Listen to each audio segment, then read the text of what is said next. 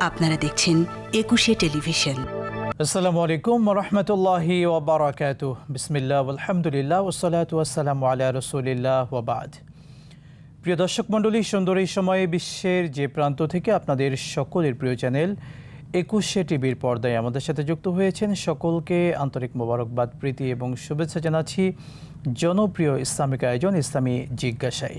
সাথে আছি আমি মোহাম্মদ আল আমিন খান। প্রিয় দর্শক, আজকে অতিথি হিসেবে যুক্ত হয়েছেন বাংলাদেশের প্রখ্যাত আলেমদ্বীন, বিশিষ্ট ইসলামী চিন্তাবিদ, শিক্ষাবিদ এবং গবেষক ফজিলত শেখ অধ্যক্ষ মুফতি জামাল উদ্দিন হাফিজাহুল্লাহ, সম্মানিত প্রিন্সিপাল হজরত ফাতিমা রাদিয়াল্লাহু তাআলা আনহা আলিম মাদ্রাসা গেন্ডারিয়া, ঢাকা। আসসালামু আলাইকুম ওয়া রাহমাতুল্লাহ। ওয়ালাইকুম আসসালাম ওয়া রাহমাতুল্লাহ। শেখ, ভালো আছেন? আলহামদুলিল্লাহ, আপনি কেমন আছেন? আলহামদুলিল্লাহ, আপনাকে স্বাগত জানাচ্ছি আমাদের চমৎকার আয়োজনে। আপনাকে ধন্যবাদ। প্রিয় দর্শক মণ্ডলী, পবিত্র জুমাবারের এই সুন্দর সময়ে আমরা আলোচনা করতে চাই একজন মহান মনীষীর জীবনী নিয়ে, যিনি প্রিয় নবী হজরত মুহাম্মদুর রাসূলুল্লাহ সাল্লাল্লাহু আলাইহি ওয়াসাল্লামের কাছের বন্ধু ছিলেন প্রিয় নবী সাল্লাল্লাহু আলাইহি ওয়াসাল্লামের শ্বশুর, ছিলেন প্রিয় নবী সাল্লাল্লাহু আলাইহি ওয়াসাল্লামের একেবারেই অন্যতম প্রিয় সঙ্গী, এবং যিনি ছিলেন ইসলামের প্রথম খলিফা হজরত আবু বকর সিদ্দিক রাদিয়াল্লাহু তাআলা আনহু, তার জীবনী নিয়ে।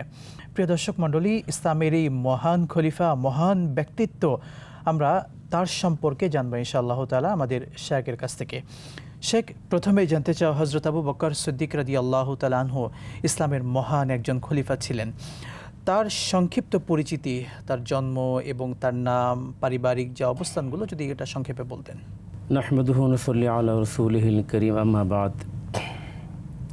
আলহামদুলিল্লাহ, আসলে হজরত আবু বকর সিদ্দিক রাদিয়াল্লাহু তাআলা আনহু ছিলেন যার সম্পর্কে আকায়ে নামদার তাজদারে মদিনা মুহাম্মদুর রাসূলুল্লাহ সাল্লাল্লাহু আলাইহি ওয়াসাল্লাম বলেছেন, আফজালুন নাস বাদাল আম্বিয়া আবু বকরিন, যে উম্মতের মধ্যে, শুধু উম্মতে মুহাম্মদী নয়, সকল উম্মতের মধ্যে, মানুষের মধ্যে সর্বশ্রেষ্ঠ, নবীদের পরে যিনি মানুষের মধ্যে সর্বশ্রেষ্ঠ, সকল উম্মতের মধ্যে তিনি হচ্ছেন হযরত আবু বকর সিদ্দিক রাদিয়াল্লাহু তাআলা আনহু। ওনার নাম আবু বকর, ওনার বাবার নাম আবু কুহাফা। কোনো বর্ণনা এসেছে যে আবু কুহাফা ওনার উপনাম, ওনার মাতার নাম হচ্ছে সালমা, এবং উম্মুল খায়ের হচ্ছে ওনার উপাধি। আবু বকর সিদ্দিক রাদিয়াল্লাহু তাআলা আনহু এক সম্ভ্রান্ত পরিবারে জন্মগ্রহণ করেন। ওনার বাবা ছিলেন গোত্রের নেতা এবং স্বনামধন্য ব্যক্তি। ওনাকে সবাই খুব গুরুত্ব দিতেন এবং তিনি ছিলেন অত্যন্ত বিখ্যাত একজন ব্যক্তি, ধনাঢ্য একজন ব্যক্তি, ওনার বাবা আবু কুহাফা। আসলে উনি শৈশব থেকেই ওনার আখলাক ছিল অত্যন্ত সুন্দর, ওনার আচার ব্যবহার ছিল অত্যন্ত সুন্দর, এবং সুন্দরভাবেই উনি বেড়ে উঠেছেন, যেহেতু একজন স্বনামধন্য ব্যক্তির উনি সন্তান ছিলেন। জি শেখ, চমৎকার বলছিলেন। সত্যি আবু বকর সিদ্দিক রাদিয়াল্লাহু তাআলা আনহু, তার সংক্ষিপ্ত পরিচিতি আমরা জানলাম। তার মর্যাদা নিয়ে, তিনি প্রিয় নবী সাল্লাল্লাহু আলাইহি ওয়াসাল্লামের কোন পর্যায়ের সাহাবী ছিলেন, তার মর্যাদা সম্পর্কে কি এসেছে, যদি কোরআন সুন্নাহর আলোকে সেটি বলতেন। হযরত আবু বকর সিদ্দিক রাদিয়াল্লাহু তাআলা আনহুর মর্যাদা কয়টা বলবো, উনি ছিলেন অসামান্য একজন ব্যক্তি। আবু বকর সিদ্দিক রাদিয়াল্লাহু তাআলা আনহুর সম্পর্কে হযরত আয়েশা সিদ্দিকা একবার পূর্ণিমা চাঁদে আকাশের দিকে তিনি তাকালেন। আকাশের দিকে তাকিয়ে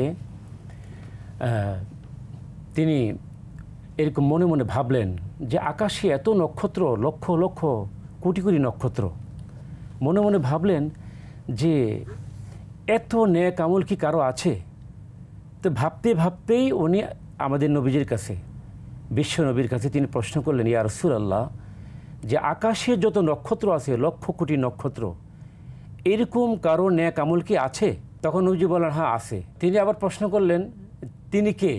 হযরত আয়েশা সিদ্দিকা তখন মনে মনে ভাবছিলেন হয়তো আমার বাবার কথা বলবেন। তখন নবীজি বললেন, একজন আছেন যে আকাশে নক্ষত্র যত বেশি, ওনার নেক আমল, ওনার ভালো কাজ, ওনার নেক আমলগুলো এর চেয়ে বেশি। সুবহানাল্লাহ। তখন তিনি কে ইয়া রাসূলুল্লাহ? আয়েশা সিদ্দিকা প্রশ্ন করলেন। তখন নবীজি বললেন, তিনি হচ্ছেন হজরত ওমর। তো ওনার মুখটা একটু কালো হয়ে গেল, ওনার মনটা একটু খারাপ হয়ে গেল। হয়তো আমার বাবার কথা বলতেন, সেখানে হযরত ওমরের কথা বললেন। জি, তখন হযরত আয়েশা সিদ্দিকা বললেন, ইয়া রাসূলুল্লাহ, আমার বাবা কি তেমন নন? নবীজি যখন বললেন যে তোমার বাবা কেমন, তাহলে আমি একটু বলি যে তোমার বাবা আমার হিজরতের সঙ্গী। আল্লাহু আকবার। যে আমার সঙ্গে উনি যে গাড়ে হেরাতে 3 দিন ছিলেন, এই 3 রাতের ফজিলত হজরত ওমরের সারা জীবনের নেক আমলের চাইতে আরও বেশি। সুবহানাল্লাহ, সুবহানাল্লাহ।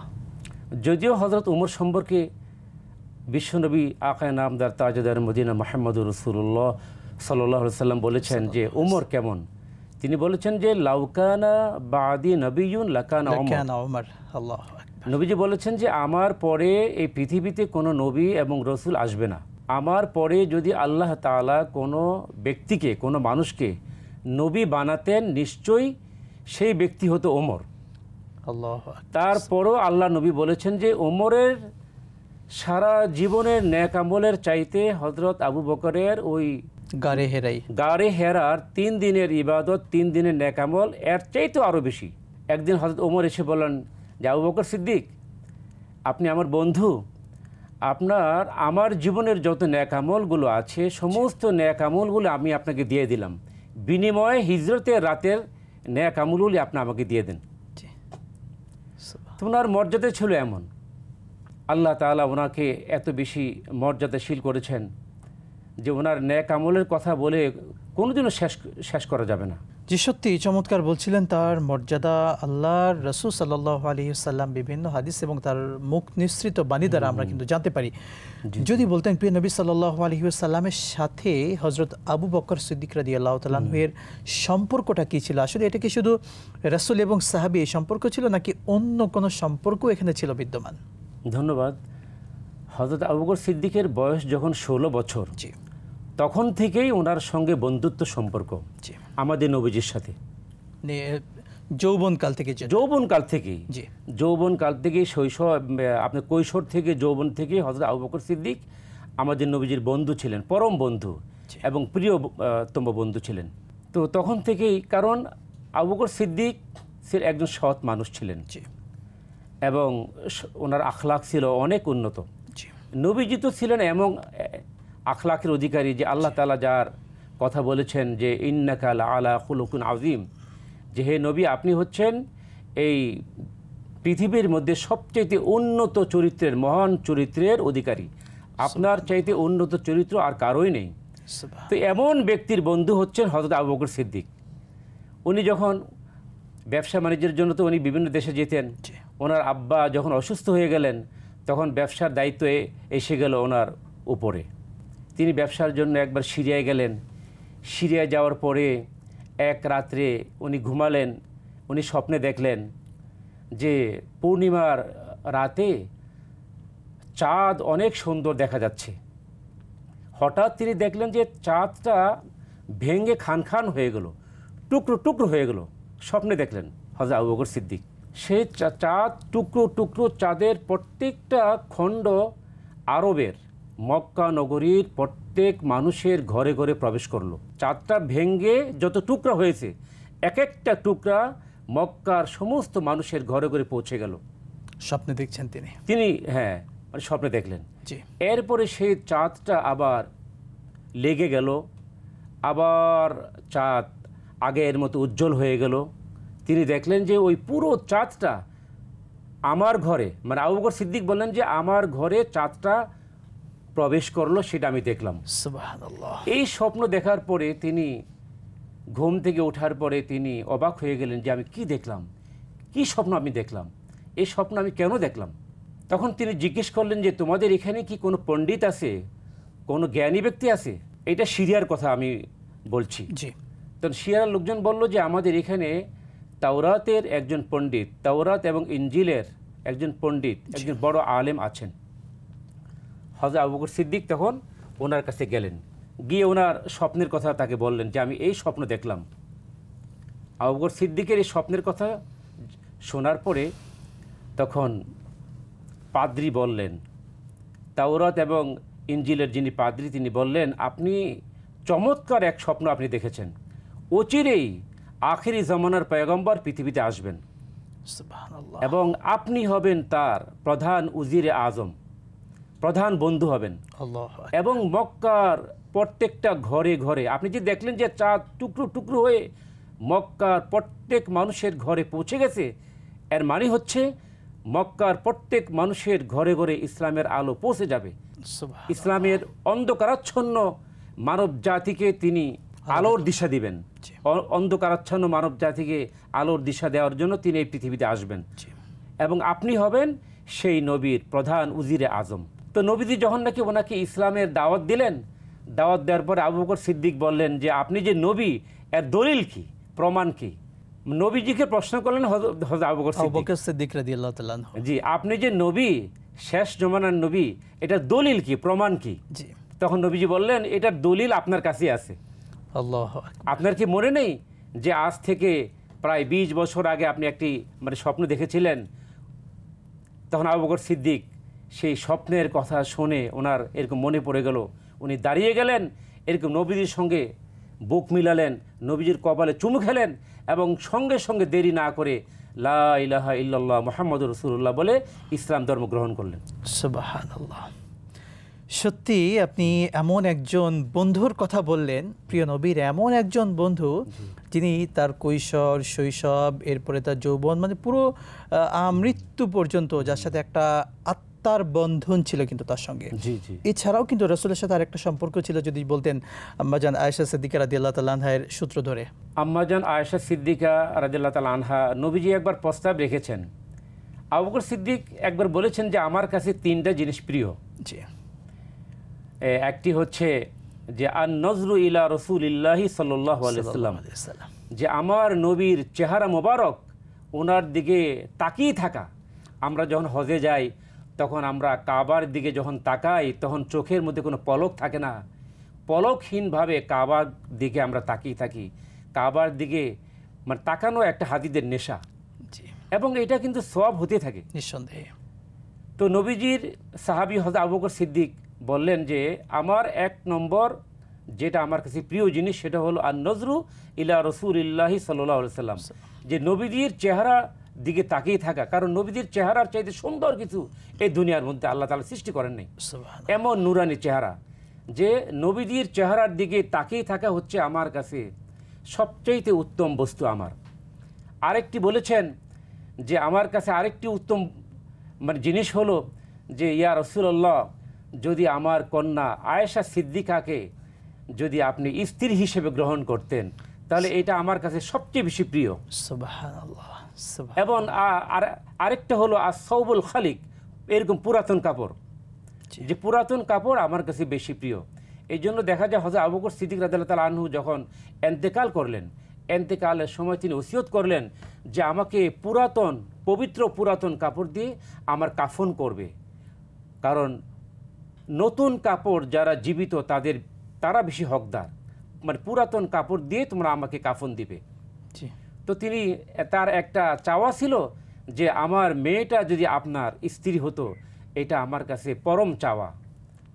পরক্ষণেই হযরত জিবরাইল আলাইহিস সালাম ওনার কাছে আসলেন, নবীজির কাছে আসলেন, এসে বললেন ইয়া রাসূলুল্লাহ, আল্লাহ তাআলা আপনাকে সালাম দিয়েছেন।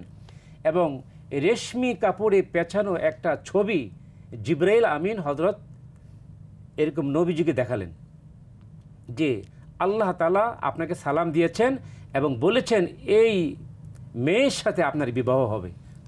আল্লাহু আকবার, সুবহানাল্লাহ। তো হযরত আয়েশা সিদ্দিকার বিবাহটা তো আল্লাহ কর্তৃক নির্ধারিত ছিল। জি, চমৎকার বলছিলেন শেখ। হযরত আবু বকর সিদ্দিক রাদিয়াল্লাহু তাআলা আনহু তার নিজের কন্যার সাথে প্রিয় নবীর বিয়ে দিয়ে তাদের সম্পর্কটাকে আরো বেশি মজবুত করেছিলেন। জি শেখ, ইনশাআল্লাহ আমরা আবারও শুনবো বিরতির পরে ইনশাআল্লাহ তাআলা। প্রিয় দর্শক মণ্ডলী, আমরা এতক্ষণ আপনাদেরকে হযরত আবু বকর সিদ্দিক রাদিয়াল্লাহু তাআলা আনহুর জীবনের বিভিন্ন দিক নিয়ে শোনাচ্ছিলাম। আবারও শোনাবো, তবে বিরতির পরে। দেখছিলেন প্রিয় আয়োজন ইসলামী জিজ্ঞাসা। নিচ্ছি বিরতির সাথেই থাকুন, ফিরছি ইনশাআল্লাহ।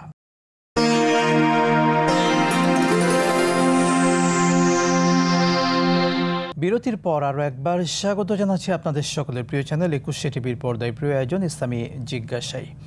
প্রিয় দর্শক, আমরা আলোচনা করছিলাম একজন মহান সাহাবীর জীবনী নিয়ে, যিনি প্রিয় নবী মুহাম্মদ রাসূলুল্লাহ সাল্লাল্লাহু আলাইহি ওয়াসাল্লামের পরম প্রিয় বন্ধু ছিলেন প্রিয় নবীর শ্বশুর এবং অন্যতম মহাব্বাতের একজন সাহাবী। প্রিয় দর্শক, আমরা সেই নবীর জীবনের, সেই সাহাবীর জীবনের অনেকগুলো দিক আলোচনা করছি। সেই পর্যায়ে আপনার কাছে জানতে চাওয়া, ইসলামের জন্য হযরত আবু বকর সিদ্দিক রাদিয়াল্লাহু তাআলা আনহু তার জীবনের অনেক অবদানের কথা আমরা জানি, যদি সেই অবদানগুলো দর্শকদেরকে বলতেন।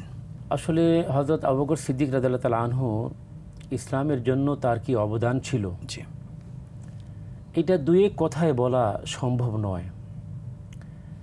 তিনি তার জীবনটা, তার সব কিছু ইসলামের জন্য বিলিয়ে দিয়েছেন। এই জন্য আল্লাহর নবী, এরকম নবীজি বলেছেন যে হযরত আবু বকরের অবদান ইসলামের জন্য যত বেশি, অন্য কারো অবদান ইসলামের জন্য অত বেশি নাই। এবং হযরত আবু বকর সিদ্দিকের সম্পদ, মাল দৌলত দ্বারা ইসলাম যত উপকৃত হয়েছে, অন্য কারো ধন সম্পদ দ্বারা ইসলাম এত বেশি উপকৃত হয়নি। তার সব সম্পদ তো ইসলামের জন্য বিলিয়ে দিয়েছে। জি জি জি, আমরা জানি যখনই ইসলামের জন্য ডাক দিয়েছেন, যখনই ইসলামের জন্য নুসরত, সাহায্য কামনা করেছেন, আবু বকর সিদ্দিক সবার আগে উনি এসেছেন। জি, তাবুকের যুদ্ধের কথা আমরা জানি, 630 খ্রিস্টাব্দে যখন তাবুকের যুদ্ধ জন্য আল্লাহ নবী ডাক দিলেন এবং সাহাবে কেরামদের থেকে সাহায্য চাইলেন, যার যা কিছু আছে তোমরা তাবুক যুদ্ধের জন্য নুসরত করো, আমাকে সাহায্য করো। তখন সবাই সাহায্য করলেন সাধ্যমতো। হযরত উমর রাদিয়াল্লাহু তাআলা আনহু, হযরত উসমান, আলী সহ সব সাহাবে কেরামগণ সাহায্য করলেন। হযরত উসমান রাদিয়াল্লাহু তাআলা আনহু ওনার টোটাল সম্পদের 1/4, 4 ভাগের 1 ভাগ, উসমান ছিলেন মদিনার মধ্যে সবচেয়ে বড় ধনাঢ্য ব্যক্তি। ওনার সকল সম্পদের, সমস্ত সম্পদের 4 ভাগের 1 ভাগ এনে হাজির করলেন। ইয়া রাসূলুল্লাহ, আমার সম্পদের, টোটাল সম্পদের 4 ভাগের 1 ভাগ আমি আপনার জন্য, আপনার খেদমতে পেশ করলাম। আল্লাহু আকবার। এরপরে ওমরকে বলেন, ওমর তুমি কি এনেছো আমার জন্য? ওমর রাদিয়াল্লাহু তাআলা আনহু বললেন, ইয়া রাসূলুল্লাহ, আপনার জন্য আমার সমস্ত সম্পদের অর্ধেক আপনার খেদমতে আমি নিয়ে আসলাম। সুবহানাল্লাহ, সুবহানাল্লাহ। আর আবু বকর সিদ্দিককে যখন বললেন, আবু বকর সিদ্দিক তুমি আমার জন্য কি আনলে? তোমার কুরবান ইসলামের জন্য কি?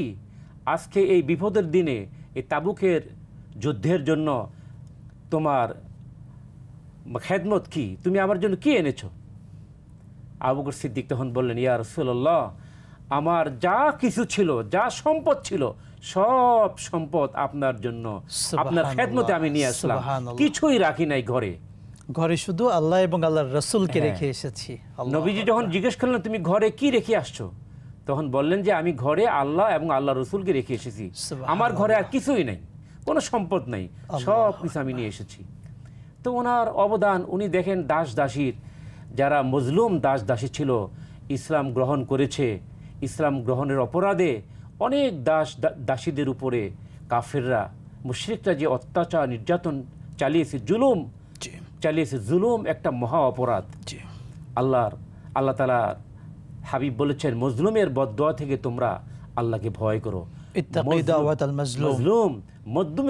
মজলুমের বদদুয়া থেকে আল্লাহকে তোমরা ভয় করো। ফাইন্না বাইনাল্লাহি ওয়া হিজাব, যে আল্লাহ এবং মজলুমের মধ্যে কোনো পর্দা থাকে না, ডাইরেক্ট কবুল হয়ে যায়। দাওয়াতুল মজলুম, মানে 3 ব্যক্তির দোয়া আল্লাহ তাআলা দরবারে সরাসরি কবুল হয়ে যায়।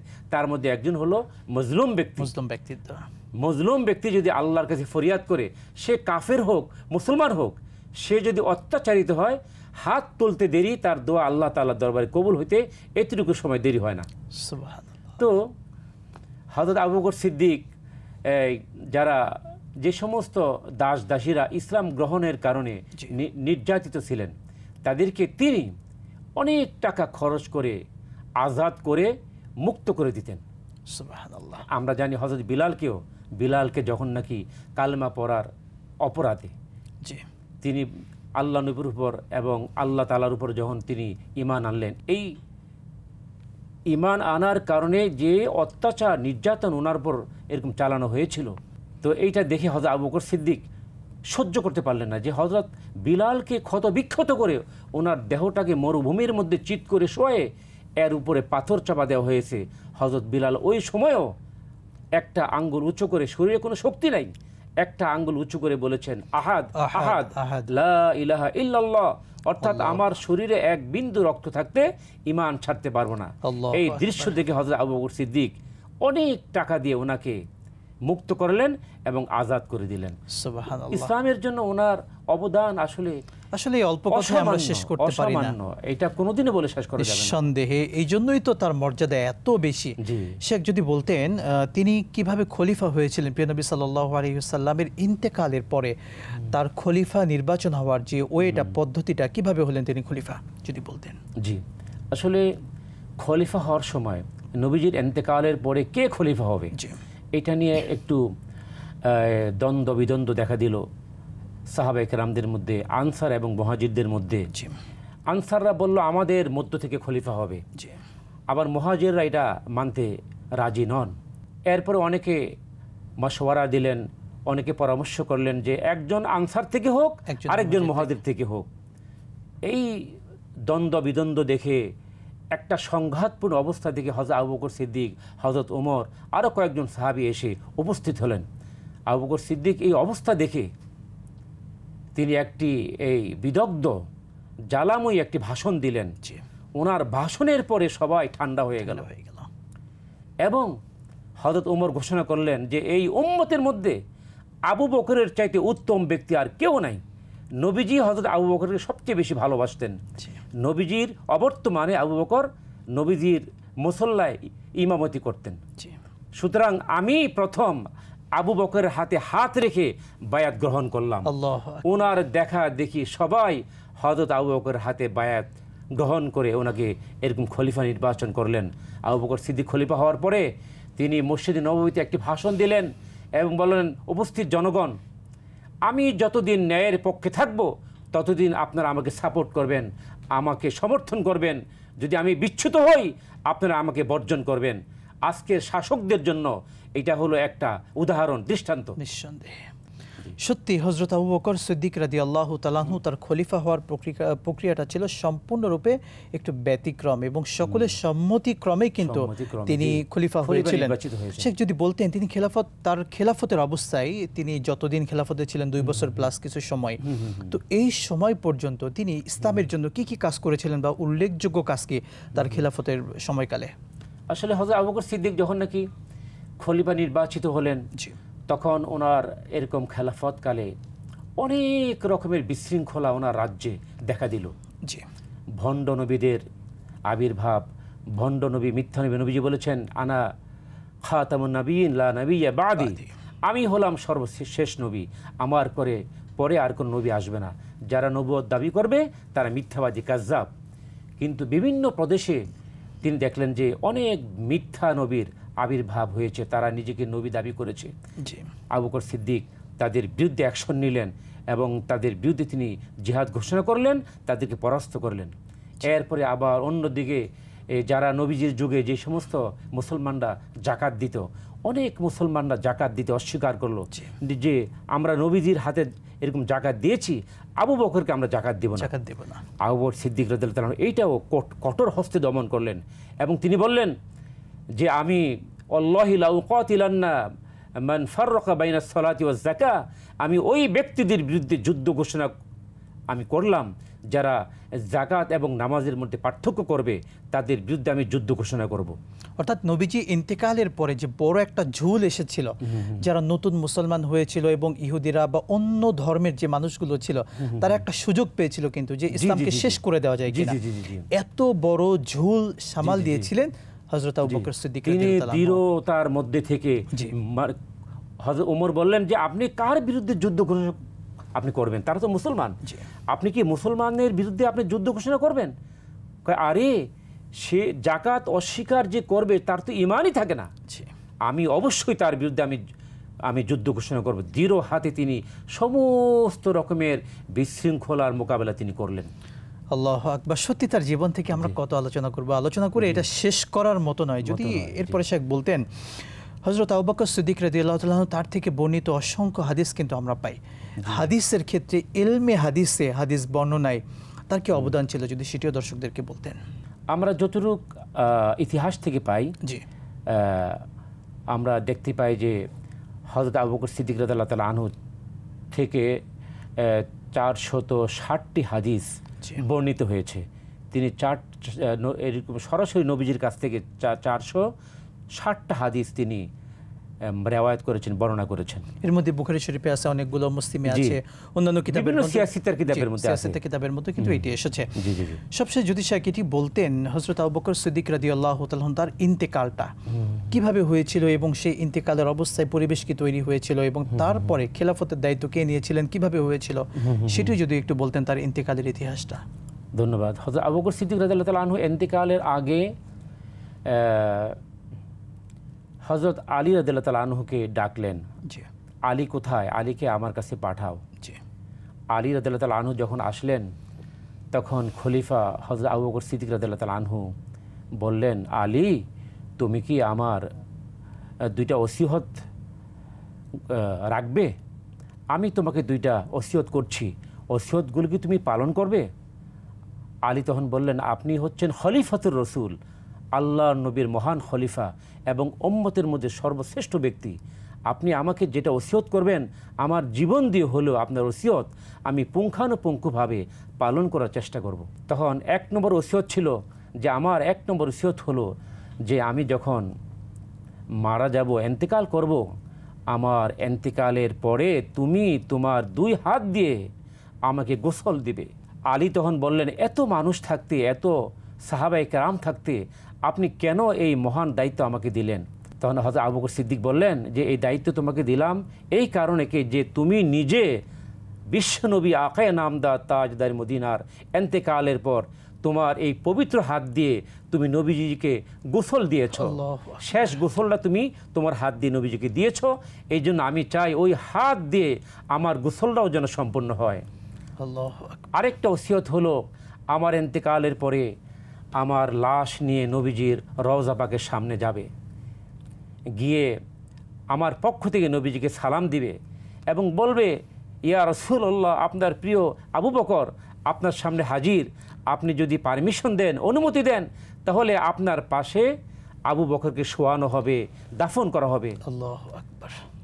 এই কথা বলার সঙ্গে সঙ্গেই হযরত নবীজির রওজা পাকের গেটের যে তালা, এক বর্ণনা এসেছে যে ওই তালা অটোমেটিক খুলে যায়, খুলে গেছে।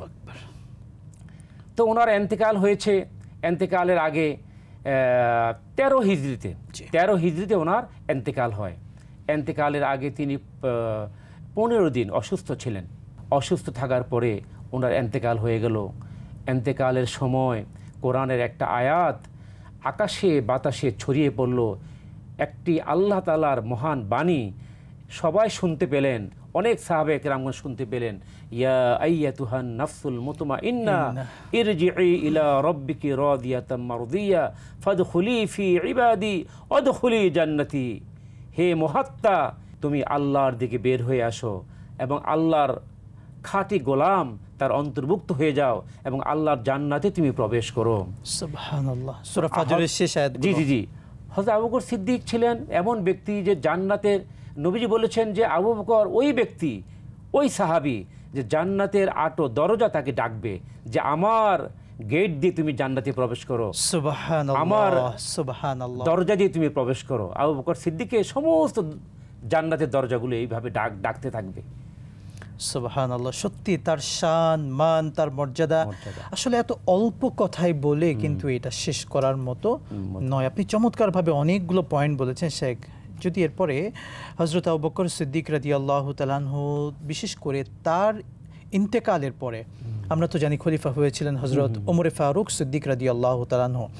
যদি একটু বলতেন হযরত আবু বকর রাদিয়াল্লাহু তাআলা তার নামের শেষে কিন্তু আমরা সিদ্দিক বলি, এই যে এই উপাধি এটা কেন দেওয়া হয়েছিল এবং কোন প্রেক্ষাপটে এটা দেওয়া হয়েছিল এই উপাধিটা? আল্লাহর নবী যখন মেরাজে গমন করলেন, জি, আল্লাহ তাআলা মেরাজে গিয়েছেন, একটা সংক্ষিপ্ত একটা প্রেক্ষাপট আমি বলছি। আল্লাহর নবীর মন যখন খুব বিষণ্ণ, ডিপ্রেশনে তিনি এরকম ভুগতেছিলেন যে আমাকে আশ্রয় দেওয়ার মতো আরব জাহানে আর কেউ নেই, মক্কা নগরীতে আর কেউ নেই। তার চাচা ইন্তেকাল করলেন, ওনার চাচা ইন্তেকাল করলেন, প্রিয় চাচা যে ওনাকে ছায়ার মতো করে রাখতেন, আবু তালেব, এবং বিবি খাদিজা, যেই খাদিজা কে খাদিজা ওনাকে সুখে দুঃখে ওনার সঙ্গী, ওনার এরকম সঙ্গিনী ছিলেন। খাদিজা ইন্তেকাল করলেন এবং নবীজির চাচা ইন্তেকাল করলেন। আবার তাইফের বুকে মার খেলেন। নবীজি আরব জাহানে থেকে নিরাশ হয়ে তিনি বড় আশা নিয়ে তায়েফ গেলেন তাদেরকে ইসলামের বাণী তাদের কাছে পৌঁছে দেওয়ার জন্য, কিন্তু তারা তার কথা মানল না, উল্টো ওনাকে অত্যাচার করে করে রক্তাক্ত করলো, ওনাকে এত নির্যাতন করলো যে ওই তায়েফের 2 পাহাড়ে ফেরেশতারা এসে আল্লাহ নবীর কাছে এসে বলে, ইয়া রাসূলুল্লাহ, আপনি যদি পারমিশন দেন যে 2 পাহাড়ের চিপায় রেখে তায়েফবাসীদেরকে পিষে ফেলবো, তাদেরকে ধ্বংস করে দিব। নবীজি তাদের জন্য ধ্বংসের দোয়া করলেন না, আর দোয়া করলেন আল্লাহুম্মা হাদি কওমি ফাইন্নাহুম লা ইয়ালামুন, তারা তো জানে না আল্লাহ আমি যে নবী, আপনি তাদেরকে ধ্বংস করবেন না, তাদেরকে আপনি মাফ করে দিবেন। তো নবীজির ওই অবস্থায় আল্লাহ তাআলা ওনাকে মেরাজে নিয়েছিলেন। মেরাজে আমরা এখান থেকে শেখ শুনবো, তবে বিরতির পরে ইনশাআল্লাহ তাআলা। প্রিয় দর্শক মণ্ডলী, দেখছিলেন 21 টিভির পর্দায় জনপ্রিয় ইসলামিক আয়োজন ইসলামী জিজ্ঞাসা। আমরা প্রিয় নবীর অন্যতম সাহাবী হযরত আবু বকর সিদ্দিক রাদিয়াল্লাহু তাআলা আনহুর জীবনী নিয়ে শুনছিলাম। আবারও জানাবো আপনাদেরকে, তবে সময় হয়েছে ছোট্ট বিরতির। সাথেই থাকুন, ফিরছি ইনশাআল্লাহ।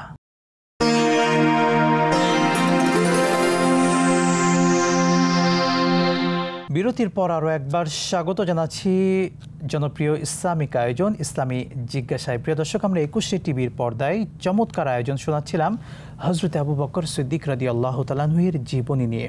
আমরা আমাদের শায়খের কাছ থেকে চমৎকার বেশ কিছু পয়েন্ট শুনেছি। আমরা শায়খ সবশেষ আপনার কাছে জানতে চাওয়া, হযরত আবু বকর সিদ্দিক রাদিয়াল্লাহু তাআলা আনহুর নাম অর্থাৎ তার উপাধি দেওয়া হয়েছিল সিদ্দিক, এবং এটির প্রেক্ষাপট হলো মেরাজ থেকে।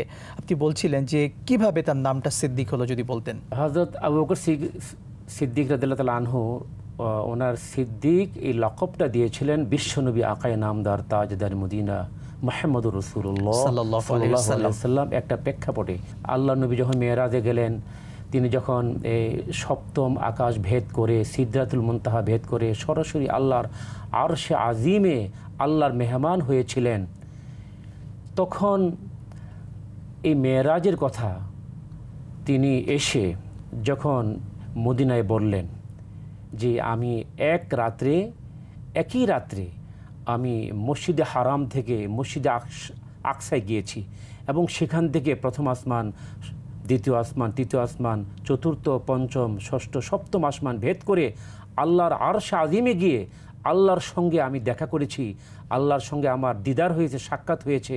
আল্লাহ তাআলা আমাকে জান্নাত দেখিয়েছেন, জাহান্নাম দেখিয়েছেন, আল্লাহর কুদরতের অনেক নিদর্শন আল্লাহ তাআলা আমাকে সেদিন দেখিয়েছেন। আমি যখন মেরাজ থেকে ফিরে এসে যখন মক্কাবাসীদেরকে মেরাজের কথা বললাম, তখন তারা ঠাট্টা বিদ্রুপ করতে আরম্ভ করলো। আবু জেহেল তো রীতিমতো বলল যে মোহাম্মদ, তুমি এতদিন তোমাকে পাগল বলতাম, এখন তো দেখছি তুমি মহা পাগল, এমন এরকম নাউজুবিল্লাহি মিন জালিক, এমন অবাস্তব কথা তুমি আমাদেরকে শোনালে যেটা ইতিপূর্বে আমরা কোনোদিন কল্পনা করতে পারি নাই। তখন হযরত আবু বকর সিদ্দিকের কাছে গেল আবু জেহেল গিয়ে বলল, হয়তো মনে করেছে যে সিদ্দিক আকবরের কাছে গিয়ে যদি বলি সে হয়তো এটা বিশ্বাস করবে না। আবু বকর সিদ্দিককে গিয়ে যখন আবু জেহেল বলল, আবু জেহেল তুমি শুনেছ, তুমি যার অনুসারী, সে মোহাম্মদ কি বলছে, যে মোহাম্মদ কি বলছেন, আমার নবী কি বলেছেন?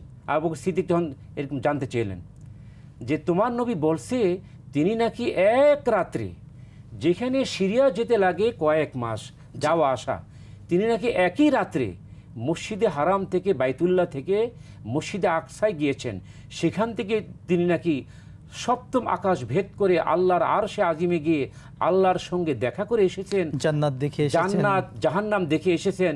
উনি এই সমস্ত আজগুবি কথা বলতেছে। তখন আবু বকর সিদ্দিক আবু জেহেলকে বললেন, আমার নবী কি সত্যিই বলেছেন এটা? তুমি কি নিজের কানে শুনেছো যে আমার নবী এসব কথা বলেছেন, যে ওনার মেরাজ হয়েছে? আরে হ্যাঁ, আমি নিজের কানে শুনে এসে আমি তোমাকে বললাম সত্যি তিনি এটা এরকম বলেছেন।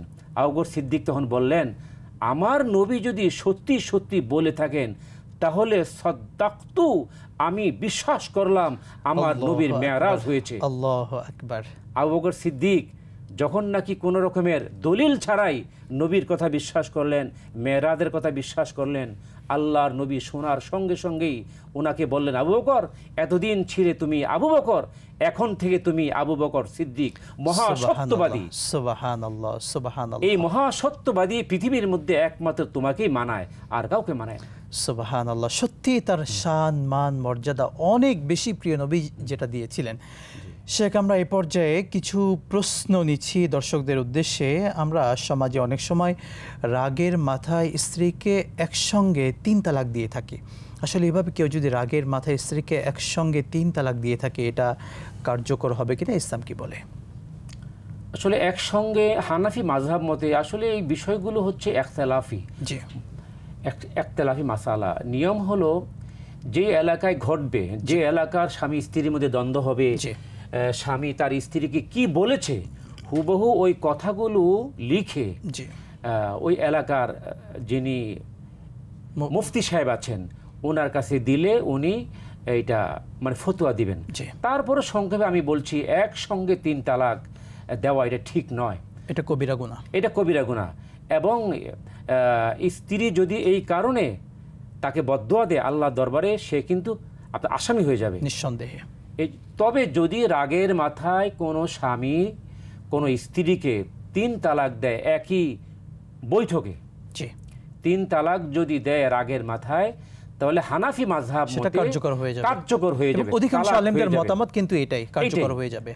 সুতরাং তালাক দেওয়ার আগে 1000 বার ভাবতে হবে।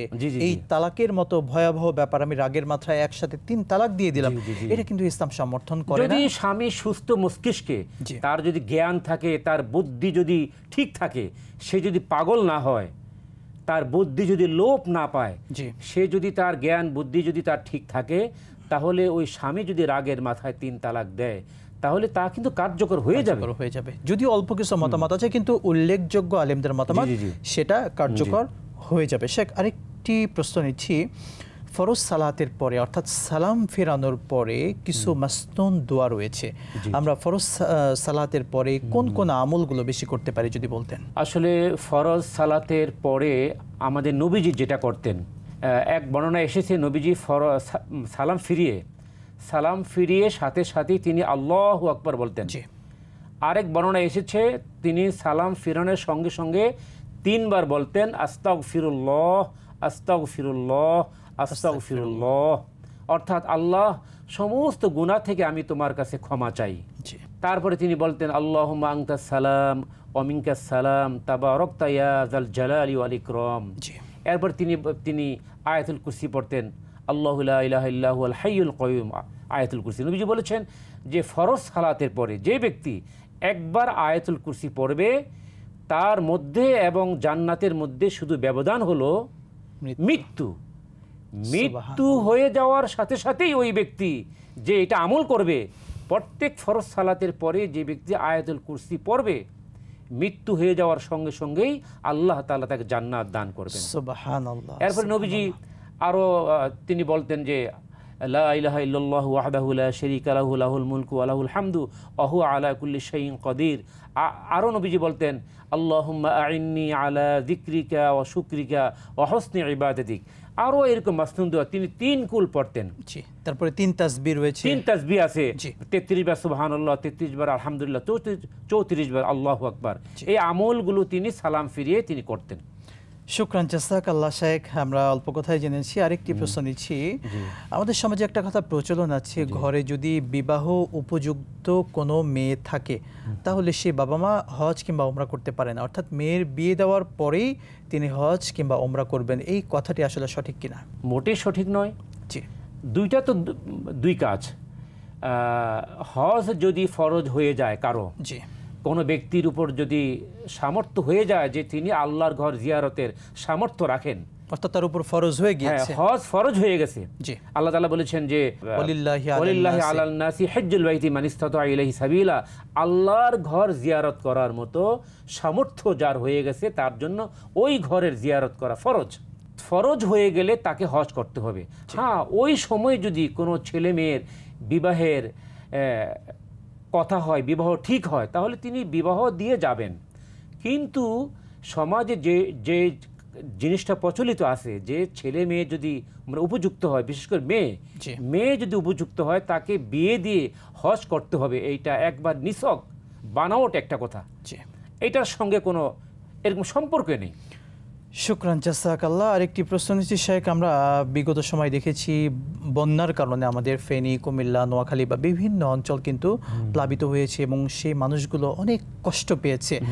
তো এই বন্যার্ত মানুষের সহযোগিতায় আমাদের পুরো দেশের মানুষ ধর্ম বর্ণ নির্বিশেষে সবাই কিন্তু উজাড়ভাবে তাদের পাশে দাঁড়িয়েছে, যে আমার ভাই বিপদে পড়েছে তার পাশে দাঁড়িয়েছি, সবাই কিন্তু তার জায়গা থেকে দাঁড়িয়েছে। তো একটি বিষয় জানতে চাওয়া, আমাদের এরকম বন্যার্ত ভাই কিংবা এরকম হঠাৎ যদি প্রাকৃতিক বিপর্যয়ের সৃষ্টি হয়, এরকম কঠিন পরিবেশে অগ্রিম জাকাত দেয়া যাবে কিনা, অর্থাৎ অগ্রিম জাকাতের টাকা তাদের পেছনে খরচ করা যাবে কিনা? আসলে অগ্রিম জাকাত দেওয়া এটা যাবে, কোনো অসুবিধা নেই।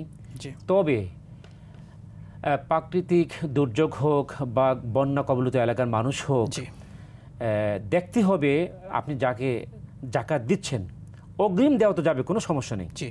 সেটা আপনি পরবর্তী মানে বছর যখন আসবে তখন আপনি হিসাব করে এটা মাইনাস করবেন। কিন্তু প্রাকৃতিক দুর্যোগে সাময়িকভাবে যদি কেউ দুর্যোগ কেন্দ্রে যায়, আশ্রয় কেন্দ্রে যায়, সেক্ষেত্রে দেখা যায় যে অনেক ধনাঢ্য ব্যক্তিও থাকে যার সম্পদ আছে, তখন যার উপর জাকাত ফরজ মানে হয়নি, ওই ব্যক্তিকে আসলে জাকাতের পয়সা দেওয়া যাবে না। মোট কথা খেয়াল রাখতে হবে, বিশেষ করে যারা জাকাতের হকদার 8টি খাতের মধ্যে যারা এখানে পড়ে, তাদেরকে জাকাতের টাকাটা সরাসরি দেওয়া, আর অন্যান্য দানগুলো বা অন্যান্য সহযোগিতাগুলো স্বাভাবিক, এটা সবাইকে করা যেতে পারে। আপনি জাকাত ছাড়া অন্য ফান্ড থেকে আপনি দিতে পারেন, কোনো সমস্যা নেই। শুকরান জাযাকাল্লাহ শেখ, আপনাকে অসংখ্য ধন্যবাদ, আপনার গুরুত্বপূর্ণ সময়টুকু আমাদেরকে দিয়েছেন। বারাকাল্লাহু ফি হায়াতিক। আপনাকে অনেক ধন্যবাদ এবং ইটিভির কে এবং তার পরিবারকে অসংখ্য ধন্যবাদ। শুকরিয়া। প্রিয় দর্শক মণ্ডলী, আপনারা এতক্ষণ দেখছিলেন আপনাদের সকলের প্রিয় চ্যানেল 21 টিভির পর্দায় জনপ্রিয় ইসলামিক আয়োজন ইসলামী জিজ্ঞাসা। আমরা আজকে প্রিয় নবীর অন্যতম সাহাবী হযরত আবু বকর সিদ্দিক রাদিয়াল্লাহু তাআলা আনহুর জীবনী নিয়ে আলোচনা করলাম। ইনশাআল্লাহ তাআলা আগামী শুক্রবার আবারও দেখা হবে। আল্লাহ সুবহানাহু ওয়া তাআলা আমাদের প্রত্যেককে সুস্থ রাখুন, ভালো রাখুন। বিদায় নিচ্ছি। আসসালামু আলাইকুম ওয়া রাহমাতুল্লাহি ওয়া বারাকাতুহু।